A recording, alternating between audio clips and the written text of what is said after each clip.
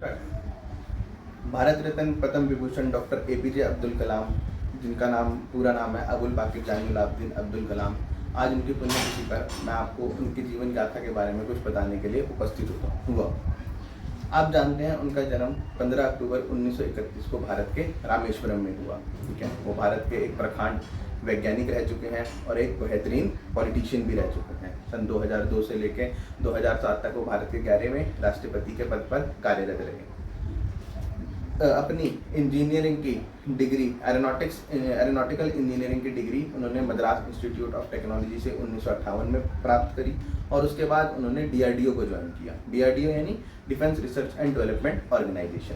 उसके बाद 1969 में वो इसरो चले जाते हैं और डायरेक्टर बनते हैं भारत के first satellite launching vehicle programme के, जिसको SLV-3 के नाम से जाना जाता है।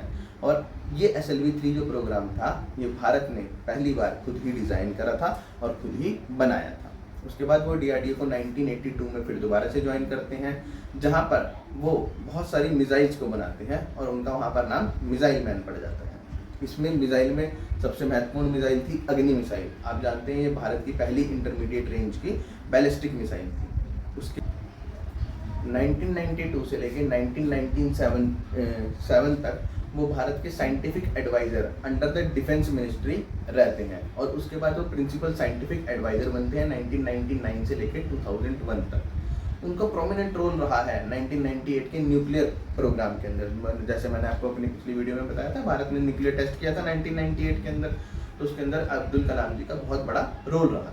1998 के अंदर ही अब्दुल कलाम जी जो है वो एक विजन 2020 का एक प्रोग्राम देते हैं, जिसके अंतर्गत economic growth, agriculture productivity, emphasising on industries, health care, education और क्या कुछ नहीं था।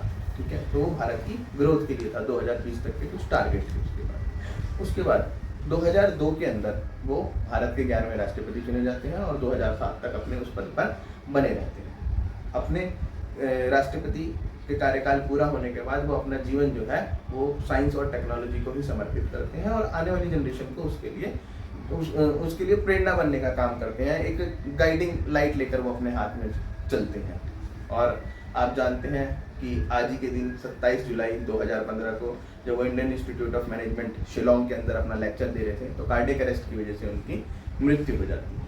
अब उनकी ऑटोबायोग्राफी जो विंग्स ऑन फायर 1999 के अंदर प्रकाशित हुई थी, वो बहुत ही अच्छी किताब है। मेरे लिए काफ़ी प्रेरणादायक किताब है।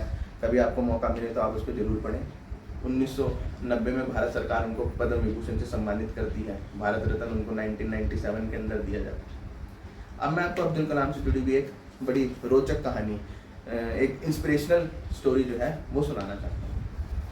देखिए, ऐसा था कि अब्दुल कलाम जी जब उन्होंने शुरुआती दौर में थे अपनी पढ़ाई के, तो वो जो थे पायलट बनना चाहते थे, परंतु घर वालों के पास इतने रिसोर्सेज नहीं थे, इतना पैसा नहीं था। तो वो एनडीए में सेलेक्ट होने के लिए देहरादून आना चाहते थे। तो देहरादून आने के लिए उनके पास इतने पैसे नहीं थे, तो उन्होंने अपने बहन के जेवर को गिरवी रख के जो है वो देहरादून आ जाते हैं। जब वो देहरादून आते हैं तो बदकिस्मती से वो एनडीए के अंदर सेलेक्ट नहीं हो पाते।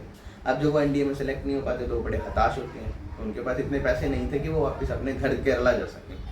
तो वो देहरादून से हरिद्वार आ जाते हैं। हरिद्वार में वहाँ पर बैठे होते हैं, आत्महत्या का ख्याल उनके मन में आता है। तो वहाँ पर स्वामी शिवानंद महाराज जी जो है उनको मिलते हैं। अब देखिए, स्वामी शिवानंद महाराज एक एक्सपीरियंस आदमी है, जीवन को देखा है, अलग अलग तरीके से लोगों को देखा है उन्हें। तो वो अब्दुल कलाम जी से पूछते हैं कि बेटा क्या हुआ। तो वो बताते हैं अपनी जो भी उनके साथ बीती होती। तो शिवानंद महाराज जी कहते हैं कि बेटा कोई बात नहीं, घबराओ मत, तुम्हारे जाने के जो पैसे हैं वो मैं तुम्हें दे दूंगा और कल तुम यहाँ से आराम से जा सकते हो। तो अब्दुल कलाम जी मान जाते हैं। परंतु जब अगले दिन वो निकलने वाले होते हैं तो शिवानंद महाराज जी से एक क्वेश्चन पूछते हैं कि महाराज जी, क्या मेरा जो जीवन है या मैं इस लायक भी नहीं हूँ कि मैं एक छोटे सा पद को पा सकूँ और अपने देश की सेवा कर सकूँ। तो स्वामी शिवानंद महाराज जी कहते हैं कि नहीं, आप ये बिल्कुल गलत सोच रहे हैं। असल में भगवान ने इससे अच्छा आपके लिए सोचा हुआ है कि आप देश को इससे और ज़्यादा दे सकते हैं।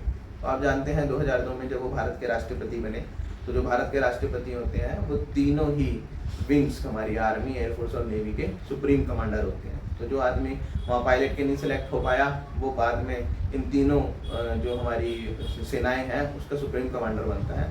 तो ऐसा नहीं होता कि जो चीज़ हमने सोची अगर वो हमें नहीं मिली तो हम उसके लिए फेलियर हैं। वो हो सकता है कि भगवान ने हमारे लिए उससे और अच्छा सोचा हो। तो हरिवंश राय बच्चन की एक बहुत अच्छी लाइन मेरे को याद आती है कि मन का हो तो अच्छा और ना हो तो और भी अच्छा, क्योंकि वो भगवान की मर्जी है। तो आशा करता हूँ कि अब्दुल कलाम की ये जो कहानी मैंने आपको सुनाई है आपको प्रेरणा देती रहेगी और आगे बढ़ने का मौका जो है आपके दिल में जो है इससे और बनेगा। तो जय हिंद, जय भारत।